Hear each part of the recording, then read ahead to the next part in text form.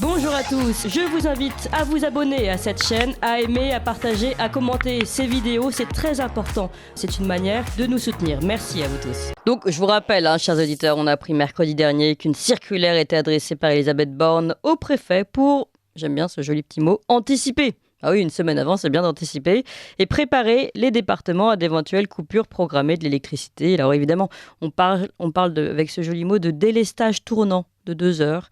Ça a toujours l'air plus léger, dit comme ça.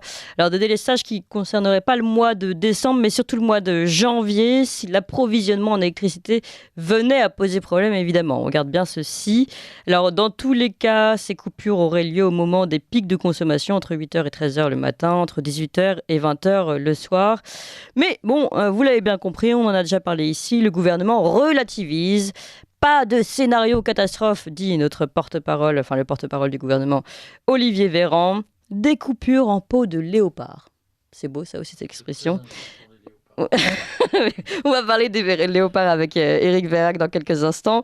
Et surtout, un instrument est là pour nous sauver, nous tous, l'application EcoWatt. Dimanche dernier, donc, on a déjà eu 700 000 Français qui ont téléchargé cette application EcoWatt, éditée par RTE, le réseau de transport d'électricité.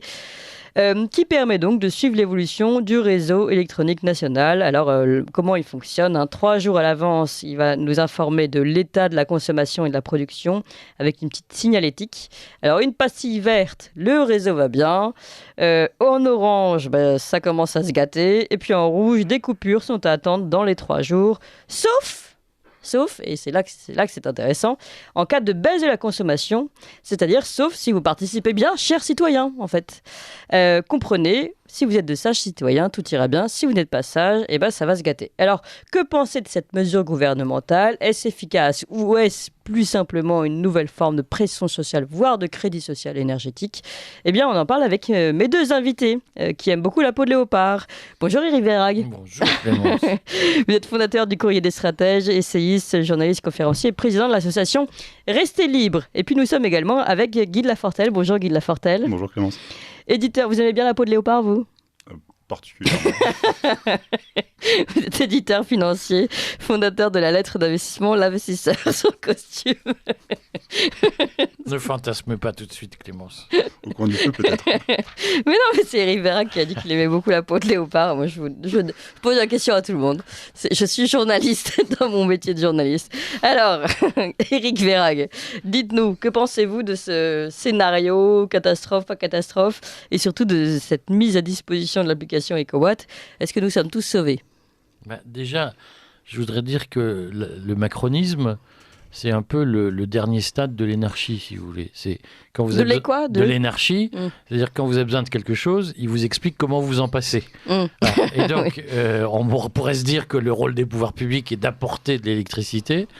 On pourrait se dire, oui. Mais là, en fait, ils vous expliquent qu'ils vont vous annoncer qu'il n'y en a plus. Donc, c'est une conception un peu étrange du métier. Au passage, personne ne s'interroge, n'étudie le dossier, je pense qu'on va le faire au courrier, des raisons précises et cachées pour lesquelles il n'y a pas assez d'électricité pour tout le monde. C'est quand même un monde extraordinaire dans lequel nous vivons. C'est-à-dire que plus le temps passe dans ce pays, plus on nous parle de Startup Nation et plus on revient à une espèce d'état antérieur à la civilisation. Et d'ailleurs, plus on nous parle aussi du tout électrique. C'est-à-dire qu'avec nos voitures sont électriques, on a de plus en plus Alors, s'il y a en d'appareils effet des branchés gens qui ont été assez idiots pour acheter des voitures électriques toutes hors de prix, ils voient maintenant les conséquences de leur choix, c'est-à-dire qu'en effet, ils rouleront moins, ils ne pourront plus aller travailler. Alors, pendant la pénurie d'essence, ils étaient contents. Oui. Et comme on a des pénuries de tout, il y a des moments où... si la voiture n'est pas hybride. Oui. Alors donc, moi, ce qui m'inquiète quand même dans cette affaire, c'est qu'on voit bien que se remettent en place les mêmes techniques commerciales, entre guillemets, que celles qui ont été utilisées durant le Covid, puis durant le vaccin. Vous vous souvenez, on disait, si vous ne voulez pas que le vaccin devienne obligatoire, vous n'avez qu'à vous faire piquer spontanément. Donc là, on nous dit, si vous ne voulez pas de coupure, vous n'avez qu'à vous restreindre tout seul. Oui, puis c'était surtout, si vous voulez passer un bon Noël, appliquez les mesures. Voilà. Et là, c'est un peu ce qu'on nous sous-entend également. Vous vous souvenez que depuis 2 ans, on entend ça à chaque Noël. On nous a dit, si vous voulez manger avec votre grand-mère, il faut que vous montriez raisonnable, que vous mettiez des masques, etc. Là où je trouve qu'il y a un tour de force dans la communication gouvernementale, c'est qu'en réalité, le problème, ce ne sont pas les coupures électriques, ce sont les coupures téléphoniques. Ce que les Français n'ont pas bien compris, parce qu'à la limite, tout le monde peut se passer d'électricité pendant 2 heures. Je ne suis pas sûr que les Français ont bien compris que les délestages concerneront aussi les communications téléphoniques, et donc que pendant 2 heures, 3 heures, on ne pourra plus, dans certaines zones du pays, téléphoner au reste de la France. Et ça, les conséquences économiques, notamment pour la vie des entreprises qui ont besoin d'Internet pour fonctionner, je ne suis pas sûr que les gens l'aient bien compris. Et à mon avis, le gouvernement a bien tort de ne pas communiquer clairement sur le fait que coupure d'électricité, c'est aussi coupure Internet, coupure de téléphone. Allez, on continue d'en parler, évidemment. Guy de Lafortelle va donner son opinion sur la question, mais il est 8h sur Ligne de droite. C'est l'occasion de faire un rapide point sur les informations avec Emmanuel Noël. Ligne droite. Chevalier de la table ronde. Oui, oui, oui. Non, non, non. La table ronde. Nous sommes toujours avec Éric Verhaeghe, fondateur du Courrier des Stratèges, président de l'association Restez Libre, et Guy de Lafortelle, éditeur financier, fondateur de la lettre d'investissement L'investisseur sans costume. Et pour commencer, je vous propose de réécouter, c'était Emmanuel Macron il y a peu de temps, on l'a déjà entendu d'ailleurs dans la chronique de Corentin, Emmanuel Macron sur TF1. Alors oui, nous pourrons passer, même avec un mois de décembre, un mois de janvier froid, cette période. Ça dépend de nous. Voilà, ça dépend de nous. C'était un court extrait, mais juste pour vous montrer à quel point aujourd'hui, on a entendu un petit peu avant, c'était Olivier Véran qui était sorti et qui nous disait « Nous ne sommes pas dans un scénario catastrophe si nous appliquons les bonnes mesures ». Voilà maintenant Emmanuel Macron qui nous dit « Tout dépend de nous ». Alors Guy de Lafortelle, c'est peut-être ça aussi le problème aujourd'hui, c'est que finalement, il y a un report de responsabilité du gouvernement sur la population, sur une responsabilité qui est évidemment pas celle de la population à l'origine. Alors, ça fait 70 ans qu'on n'a pas connu ça, donc effectivement, on est un peu déshabitué de ce genre de défaillance énergétique qui, encore une fois, les dernières fois où on avait ce genre de choses, c'était dans les années 50, donc on ne sait plus. Et effectivement, ça, c'est en dernière limite, quand on n'est plus capable de gérer la production, effectivement, on contraint la consommation. Il me semble qu'on avait déjà parlé de ça à ce micro à un moment, c'est-à-dire que le monde dans lequel on est en train de rentrer structurellement, le système dans lequel on est un système qui a besoin de créer de la pénurie. Et quand je dis créer de la pénurie, il y a quelque chose de très bizarre dans la confusion actuelle, qui est qu'ils sont en train de nous faire le coup de l'application EcoWatt, un truc, ils sont en train d'installer quelque chose dans la durée, alors que normalement, cette situation, pour la France, devrait être conjoncturelle. Il faut savoir qu'aujourd'hui, vous avez encore une vingtaine de réacteurs nucléaires qui sont à l'arrêt, à l'heure où on se parle, et cette vingtaine de réacteurs va finir par être mise en service, et normalement d'ici la fin du mois de janvier. Donc effectivement, il peut y avoir au mois de janvier des tensions parce que le EDF prend des retards sur ses maintenances. Je vous rappelle que les problèmes qu'on a aujourd'hui, la France, jusqu'en 2020, est le premier exportateur d'électricité mondial. Donc c'est très bizarre d'arriver à cette situation aussi vite. Comment on arrive là ? On arrive là parce qu'on n'a pas fait les maintenances pendant le Covid, parce qu'on a des réacteurs qui sont en fin de vie. Et je vous rappelle qu'Emmanuel Macron a quand même signé une loi en 2020 pour en fermer 14. Donc bien évidemment, quand vous appelez EDF, vous n'allez pas prévoir... Même Elisabeth Borne était très heureuse d'annoncer qu'on fermait les centrales. Et je ne sache pas aujourd'hui que cette loi a été annulée. Non. Donc il y a un moment, bien évidemment, EDF, ils font quoi ? Ils violent la loi ou ils vont effectivement les démanteler ? C'est pas d'une clarté absolue, mais donc ils n'ont pas prévu ces maintenances pour ces centrales qu'ils allaient fermer. Et vous rajoutez à ça un problème de micro-fissures, de corrosion sous contrainte qu'ils ont découvert. Forcément, vous êtes des réacteurs qui sont en fin de vie, c'est le moment où les problèmes arrivent. Donc vous avez c'est ce problème du parc nucléaire, dont encore une fois, une bonne partie sont liés à simplement des problèmes d'entretien, de gestion. Je veux dire qu'en ce moment, là où on se parle, on a besoin de 5 à 10 gigawatts de puissance en permanence à l'import. Fessenheim, c'était 1,5 gigawatts. C'est pas des pailles. Pourquoi est-ce qu'on a fermé Fessenheim ? C'est toujours la question qu'on pourra toujours reposer. Donc on a vraiment une politique calamiteuse sur EDF depuis 20 ans qui s'est accélérée avec Macron. Malgré cela, normalement, on devrait récupérer une capacité électrique qui fait que, normalement, au mois de janvier, on devrait retrouver des capacités qui font que, entre le nucléaire et l'hydraulique, on devrait pouvoir retrouver à peu près plus de 80%. Malgré cette gestion calamiteuse. Malgré ça. Et donc, il y a un Et moment... alors, qu'est-ce qui nous met dans le... C'est une bonne question parce que... C'est peut-être les sanctions contre la Russie aussi. Là, en production d'électricité, la Russie, Oui. nous, on s'en fout normalement. Oui. Hein. C'est-à-dire que là, en ce moment où on est dans une situation particulièrement précaire, on a effectivement 10 à 15% de notre électricité qui vient du gaz. Mais en temps normal, le gaz est vraiment une quantité marginale. On s'en fout, nous, de la Russie pour notre électricité. Pas forcément pour l'industrie, ou le chauffage, mais pour l'électricité, on s'en fout. Et donc là il y a énormément de confusion parce que donc, on a normalement ces capacités électriques qui vont revenir. On a à la fois Elisabeth Borne qui, il y a 10 jours, nous a annoncé tonitruante, c'est génial, on a fini par avoir notre accord avec l'Allemagne, gaz contre électricité. Bon, quand vous lisez le détail, déjà, il n'y a pas de détail, le peu qu'on a, c'est peut-être que l'Allemagne va bien vouloir nous donner un peu plus d'électricité oui, alors ça, si on est gentil. On a vu les effets de solidarité européenne ces derniers temps. Hein, mais bon. Et donc, en même temps, on a EDF qui est en train de... Là, en ce moment, il y a le budget qui a été rouvert, vous avez plein de centrales qui sont en train d'être ouvertes, de réacteurs pas plein. Donc en fait, vous ne vous expliquez pas cet effet d'annonce, on va dire d'une certaine façon, de la situation chaotique dans laquelle on sera en janvier. Si, ça je l'explique un peu. C'est-à-dire que c'est un peu, c'est-à-dire que plus vous faites peur, plus les gens vont aussi. C'est-à-dire qu'à défaut, vous êtes dans l'irrationnel. C'est-à-dire que vous avez une vertu à faire peur, c'est qu'effectivement, les gens vont réduire leur consommation par la peur. Moi, personnellement, j'aimerais bien qu'on me traite comme un adulte et qu'on m'explique un peu plus précisément ce qui se passe. Mais à partir du moment où le gouvernement n'accepte pas ses fautes, et les fautes énergétiques françaises sont immenses, et quand on vient nous expliquer qu'il n'y a pas de faute, et qu'en revanche, nous, c'est nous qui sommes les méchants parce qu'on n'est pas capable de sauver la planète en consommant comme il faut, je ne suis pas d'accord. C'est-à-dire que, bien sûr qu'on peut, on peut parler entre gens raisonnables et responsables, mais si on a des gens raisonnables et responsables en face, ils ne le sont pas. Moi, à mon avis, c'est EcoWatt, on va se taper effectivement du contingentement énergétique, pas à cause de la guerre en Ukraine, pas parce qu'on ne sait pas produire d'électricité, mais parce qu'ils sont en train de nous démanteler EDF et qu'ils sont en train d'envoyer d'ici probablement 2025, si les plans de Bruxelles sont appliqués, l'énergie d'EDF sur le marché de gros européen.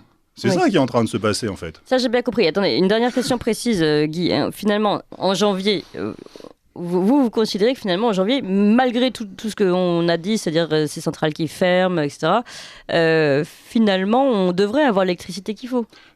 Alors, normalement, on aurait dû, si l'Allemagne respectait ses engagements, dont on ne sait pas trop ce qu'ils sont, mais si l'Allemagne, effectivement, donnait de gaz contre électricité, donnait de l'électricité, et que EDF rattraper un poil de son retard sur ses mises, ses réouvertures de centrales, ça devrait passer. Moi, je suspecte, on n'est jamais sûr de rien, mais je suspecte que ce genre d'annonce catastrophiste a un effet de réduction de consommation et que ça les arrange bien d'avoir ce genre-là. Et une fois qu'on sera passé, ils diront « Oh, regardez comme on a bien géré oui. ». Ça marche un peu comme ça aussi. Oui, mais ça, c'est ce que je voulais... D'accord, mais je voulais être sûr pour vérifier si c'est vraiment qu'un effet d'annonce et de superficiel, de contrôle sur la peur. En tout cas, savoir si on aura vraiment cette pénurie ou pas. On est sur une ligne de crête. Faut quand même, c'est-à-dire que ça va jouer à pas grand-chose. Il faut quand même voir qu'en ce moment, on a en permanence besoin d'importer 5 à 10 gigawatts d'électricité. C'est beaucoup quand même. Donc les problèmes sont là. Mais entre l'Allemagne et les redémarrages de centrales, normalement... Ça devrait passer. Mais ça, vous êtes d'accord avec le gouvernement? Parce que c'est un peu ce que dit le gouvernement. Il dit à peu de choses près, on va y arriver, si vous faites des efforts. Si vous rentrez le ventre. L'analyse montre ça, oui. Oui. Éric Verhaeghe. J'aime bien cette expression. Enfin, ce qu'il faut dire, c'est que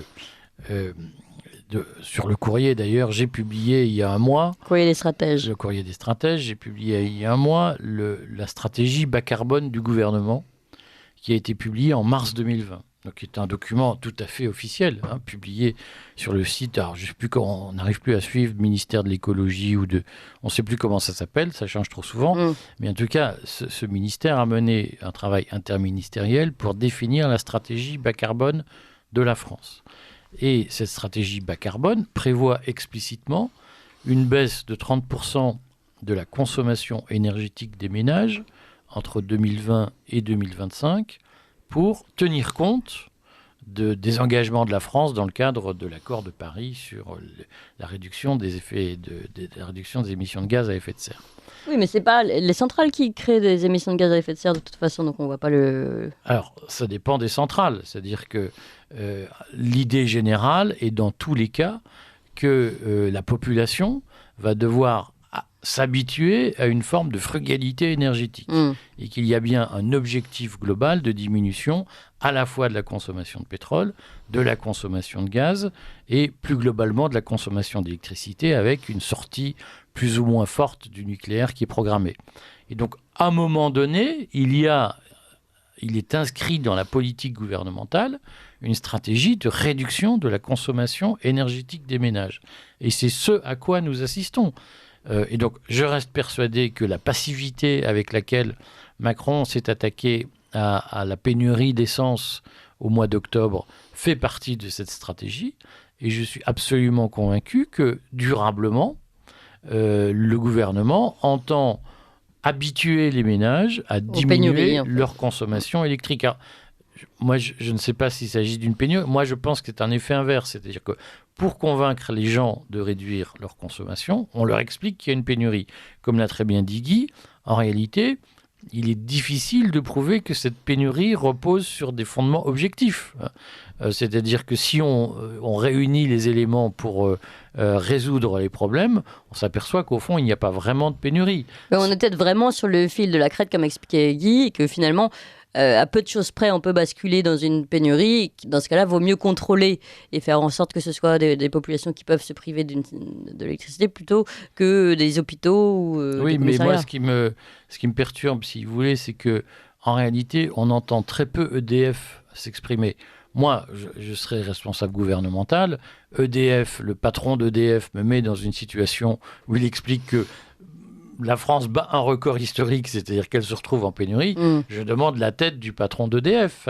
Vous comprenez quand même qu'il y a un sujet. C'est que Ils l'ont eu. Comment ? Ils l'ont eu. Oui, ils l'ont eu, mais à un Et moment il donné... s'est exprimé contre, enfin, il a émis quelques reproches contre le gouvernement. Voilà, et donc, Le patron à un moment d'EDF, donné, pas l'ancien. on voit bien qu'il y a une gêne aux entournures, c'est-à-dire que face à cette défaillance qui est une faillite d'EDF. Vous comprenez quand même qu'on est dans les 10 premières économies mondiales. Là aussi, on ne sait plus exactement à quelle place on est, mais on est dans les 10 premières économies mondiales et on se retrouve dans l'état de Madagascar. À Madagascar, il y a des délestages quotidiens. Nous allons vivre la même situation que Madagascar, alors que nous sommes l'un des pays les plus riches du monde. Et manifestement, le gouvernement ne considère pas que c'est une ligne rouge qui est franchie dans la défaillance des services publics ou des services d'intérêt général. Et donc, ce qui m'étonne... Alors que le gouvernement ne le considère pas, c'est pas très étonnant, ils sont pas dans l'autocritique, mais en revanche que l'opposition ne le considère pas, que les médias ne le considèrent pas, c'est aussi ça le problème, c'est qu'aujourd'hui on n'a que des médias qui nous expliquent comment cuire les pâtes en coupant l'eau avant. Il y a, de mon point de vue, une acceptation générale de l'idée que la pénurie est une bonne occasion pour forcer les gens à diminuer leur consommation. Et comme toujours, on se pose la question de mais est-ce que pour obtenir ce résultat, on n'a pas fabriqué de toutes pièces une situation qui, en temps normal, devrait être inacceptable parce que, au fond, nous vous l'avez dit, suggéré, Clémence, nous produisions une énergie majoritairement propre, puisque le nucléaire est une énergie propre.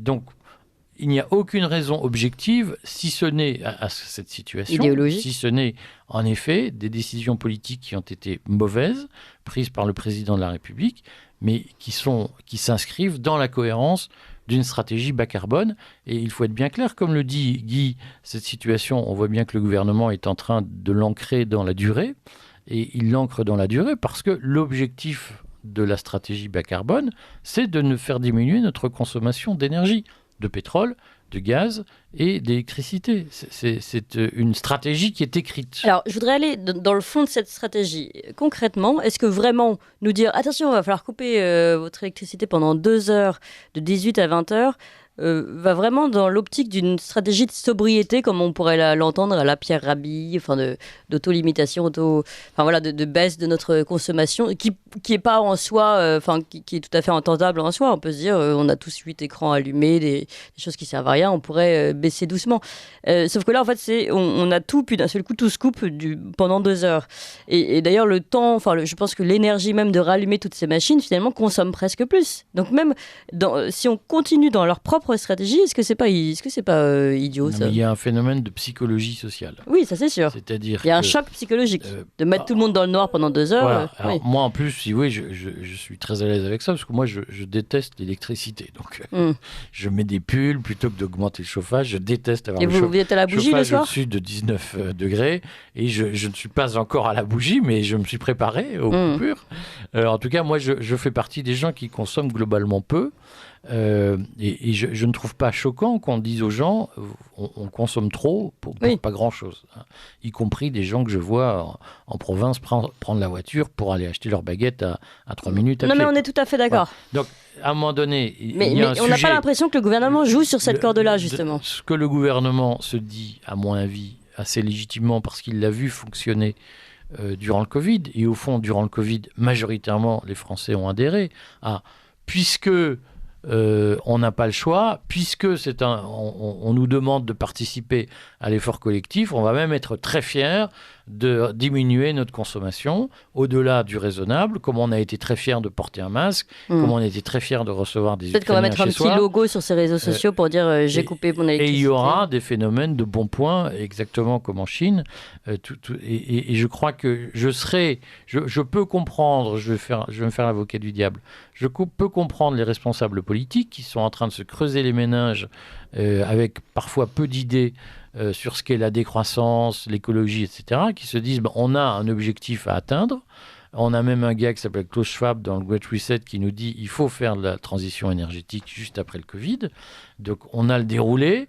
Et puisque la méthode a marché avec le Covid, pourquoi ne pas la reproduire avec l'électricité ? Je pense profondément que ça ne va pas au-delà. Oui, mais vous n'avez pas répondu à ma question. Ah bon ? C'est-à-dire si vous êtes... mais c'est pas grave, je vais la poser à Guy de Lafortelle, tiens. Je vais faire travailler un peu Guy. Oh Guy était un peu trop tranquille, là, dans son coin de table. J'écoutais attentivement. On reste dans la stratégie du gouvernement. On se dit il faut baisser la consommation, objectif bas carbone, etc. On veut pousser la population à couper pendant 2 heures, pendant les pointes, leur électricité. Mais finalement, est-ce que même cette stratégie est bonne mais là, je suis vraiment sur la question pratique pour la diminution de l'électricité en général. Parce que finalement, on coupe une machine. On sait très bien que couper une machine et la rallumer juste derrière, c'est presque pire qu'autre chose. Non, je suis pas sûr quand même que ce soit pire qu'autre chose de la couper et de la rallumer. Ça, j'irai pas jusque-là. En revanche... Rallumer un radiateur, rallumer un réfrigérateur et tout ça dans ce... Non, je pense pas. Enfin, je suis pas suffisamment expert pour répondre de manière absolument formelle, mais je suis pas sûr. Ça m'étonne de Guy. Je me croyais meilleur bricoleur. Ah oui, sûrement. Moi, je suis bricoleur du stylo. Non, en revanche, là où vraiment... Le problème, c'est qu'on est en train qu'on veuille réduire notre consommation. Moi, je veux bien qu'à un moment, on se réadapte à la réalité. Mais là, on n'est pas en train de se réadapter à la réalité. On est en train de se réadapter à une espèce de fiction qui est une réduction de la nature à une seule variable, qui est la variable carbone. Maintenant, on vous dit qu'il faut décarboner. Mais moi, réduire un système aussi complexe que la nature à une variable... je sais pas, moi, je suis peut-être pas bricoleur, mais je suis un poil scientifique. Pour moi, c'est une hérésie. Je suis sûr que vous êtes un très bon bricoleur. Oui, ça va. Mais et c'est très important ce qu'a dit Eric de lier justement avec cette stratégie de décarbonation ce qui se passe actuellement. A priori, ça n'a pas de lien. A priori, on fait ça parce qu'il y a une guerre. A priori, on fait ça parce qu'on a des problèmes de production d'électricité. Mais non. À l'origine, on devait dire prends-toi ça, Poutine, quand on coupait le. Ça n'a pas suffi, visiblement. Je pense qu'on devrait donner des crédits carbone à chaque fois qu'on dit prends-toi ça, Poutine, quand on coupe. Mais que derrière, là où on sait que derrière, il y a des passes carbone qui arrive. Mais si vous pouvez commencer à mettre ça en place par nécessité, parce que le passe carbone, ça reste quelque chose d'assez théorique, mais si on vient expliquer, si vous diminuez pas, eh ben, on va vous mettre ce passe carbone, et puis ou ce passe quoi que ce soit, on va l'appeler, je sais pas comment on va l'appeler, mais si on commence à dire aux gens, pour avoir le droit de faire certaines choses, il faut que vous ayez des consommations comme il faut, vous êtes dans une espèce de grosse seringue, effectivement, où on traite tous les problèmes de la même manière, exactement comme ce que disait Eric, et où en fait, on n'est pas en train de s'adapter à la réalité, parce que moi, c'est drôle ce que vous me dites, ça fait quand même penser à la gestion sanitaire également. Oui, bien on sûr, avait qu'une solution, c'était le vaccin. Pas de traitement, pas d'autre chose, pas de manger sainement, vivre sainement. Non, ça serait quand même trop... C'est ça qui est particulièrement vicieux, en fait. C'est-à-dire que si moi, on me demande s'il faut baisser sa consommation pour se réadapter à la réalité, on est tous d'accord pour faire ça, en fait. C'est-à-dire qu'on est tous d'accord pour un moment... c'est vrai qu'on est dans la surconsommation. Ça dépend. Ça dépend pourquoi. D'un point de vue purement, on est plutôt en baisse de consommation en France. On est stable sur des plateaux stables, un peu baissiers en consommation d'électricité. A priori, il y a quand même eu énormément d'efficacité. Alors c'est plus de l'efficacité énergétique. Oui. Donc après, oui, c'est sûr. Après, il y a un moment. Non, est-ce qu'on a besoin d'avoir 4 écrans allumés en même temps? Enfin voilà, des questions. Non, comme mais ça. oui, mais alors ça, justement, moi, les trucs où on dit vous avez coupé les écrans parce qu'on vous met un signal rouge, vert, orange. Il y a un moment, c'est plutôt que c'est une manière de nous éloigner de la réalité plutôt que de nous en rapprocher, de nous permettre de nous adapter. Il y a un moment, c'est pavlovien, quoi. C'est-à-dire qu'on est en train de faire c'est 1984, ce truc où on va vous expliquer ce que vous devez faire. C'est d'une manière de contrôle des populations, alors qu'en fait, c'est les réels qui devraient nous contrôler. Pour revenir sur cette coupure de 2 heures, finalement, est-ce que le but recherché n'est pas un effet de sidération? C'est-à-dire que d'un seul coup, les personnes vont peut-être même avoir peur, 2 heures dans le noir, si elles n'ont pas prévu leur bougie ou leur machin et qu'elles ne sont pas très habituées. Et il y a un effet de choc. Mais ça, c'est un truc. L'électricité, c'est un peu, je pense. C'est ça qu'on appelle la fée électricité, d'ailleurs. L'électricité, je pense que c'est une énergie fondamentalement communiste. Le premier plan de l'URSS, le plan Goël-Roh, qui a inventé le concept du plan quinquennal, a fait dire à Lénine le communisme soviétique, c'est les soviets et l'électrification du pays. C'est un truc, et quand on imagine ça aujourd'hui, ça pourrait être le plan d'Emmanuel Macron aujourd'hui. Voilà, vous nous emmenez loin quand même. Oui, mais ce que je veux dire, c'est que le truc avec l'électricité, c'est que vous êtes à un stade où on peut vous couper le jus à tout moment. C'est-à-dire que si vous n'êtes pas conforme, si vous n'êtes pas gentil, si vous n'êtes pas comme il faut, si vous n'êtes pas conforme surtout, on peut vous couper quand il faut. Et en fait, jusqu'à présent, encore une fois, ça fait 70 ans qu'on n'avait pas ça, dans nos têtes, il était absolument impossible de se dire qu'on allait nous couper l'électricité parce qu'on ne se conformait pas. C'est vraiment la chanson « Et je coupe le son, et je rallume le son ». Bravo. Je chante bien. Et oui, donc là, je rejoins sur cet effet. Il y a un premier effet à court terme qui est de dire que ça fait baisser. En France, on a quand même baissé de 6 ou 7% de nos consommations depuis l'été par rapport à l'année dernière, avec toutes ces annonces et tout ça. Donc, c'est pas rien, 6 ou 7%. À des échelles comme la France, c'est compliqué d'arriver. Donc, c'est très efficace. Donc, le premier échelle, c'est effectivement de faire baisser les consommations. Et le deuxième, effectivement, c'est tout d'un coup de dire, mais en fait, on a le doigt sur le bouton et on peut vous couper à tout moment. Et là, et je pense qu'il faut remettre ça, il y a une guerre pour les ressources aujourd'hui, une guerre pour la richesse, et cette guerre pour la richesse, elle se passe aussi à l'intérieur des sociétés. Oui, c'est ça, c'est au niveau interne là, du pays, c'est pas pays contre pays. Non, il y a une guerre pour la ressource, une guerre pour la richesse, parce qu'on est aujourd'hui dans des économies qui ne produisent plus suffisamment de richesse et qui savent encore moins bien la partager. Non seulement on ne sait plus la produire, mais on sait encore moins bien la partager. Et plutôt que de se dire comment est-ce qu'on fait pour mieux la produire et comment est-ce qu'on fait pour mieux la partager, on est en train de passer en mode guerre et en mode on va vous couper le courant.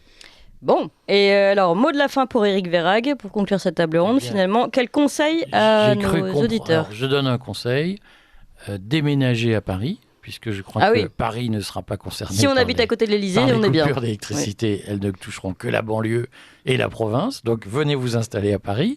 Et puis, pour le reste, ouvrez les yeux sur ce qu'on est en train de vous faire accepter, petit bout par petit bout, parce que moi, enfant, il y a 50 ans, on m'aurait dit, un jour, il y aura des pénuries d'électricité. J'aurais dit, mais c'est un fantasme, ce n'est pas possible.